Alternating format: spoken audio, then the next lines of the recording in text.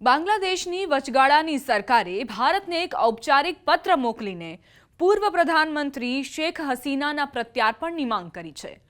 મતલબ કે એવી માંગ કરી છે કે ભારત શેખ હસીનાને બાંગ્લાદેશના હવાલે કરી દે। આપને જણાવી દઈએ કે શેખ હસીનાને બાંગ્લાદેશના વિશેષ ન્યાયાધિકરણે મોતની સજા ફટકારી છે। 78 વર્ષના શેખ હસીના હાલમાં ભારતમાં આશ્રય લઈ રહ્યા છે। આંતરરાષ્ટ્રીય અપરાધ ન્યાયાધિકરણે 17 નવેમ્બરે શેખ હસીના અને પૂર્વ ગૃહમંત્રી અસદુઝ્ઝમા ખાન કમાલને માનવતા વિરુદ્ધ અપરાધના આરોપમાં મૃત્યુદંડની સજા ફટકારી છે। ભારતે બાંગ્લાદેશમાં શાંતિ અને સ્થિરતા માટે પોતાની પ્રતિબદ્ધતા ફરીથી દોહરાવી છે।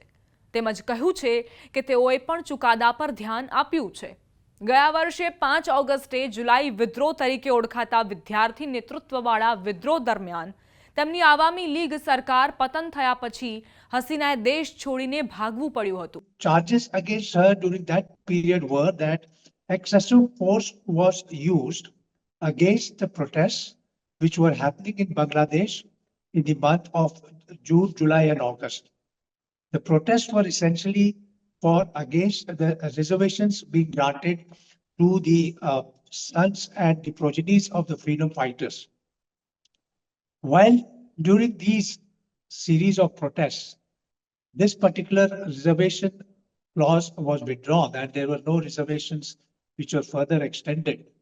Yet the overall political environment had deteriorated to an extent that it became an anti-Hasina agitation. આપને જણાવી દઉં કે ભારત બાંગ્લાદેશ વચ્ચે પ્રત્યાર્પણ સંધિ છે। આ પ્રત્યાર્પણ સંધિ પ્રમાણે બંને દેશોને એવા વ્યક્તિઓને સોંપવું જરૂરી છે જેમના પર ઓછામાં ઓછી 1 વર્ષની જેલની સજાવાળા અપરાધોના આરોપ લગાવાયા હોય અથવા તેઓ દોષી ઠેરવાયા હોય।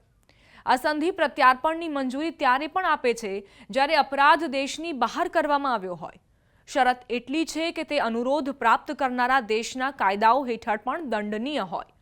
સંધિમાં આતંકવાદ સાથે સંબંધિત અને હિંસક અપરાધોને સ્પષ્ટપણે રાજકીય અપરાધ તરીકે ગણવામાં નથી આવતા।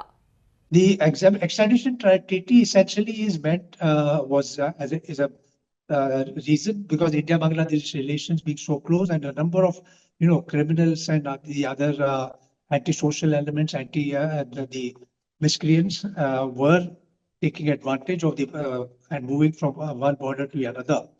The aim was to sort of block their movement and to prevent them from taking advantage of the border and crossing over. That was the backdrop of the India-Bangladesh extradition treaty.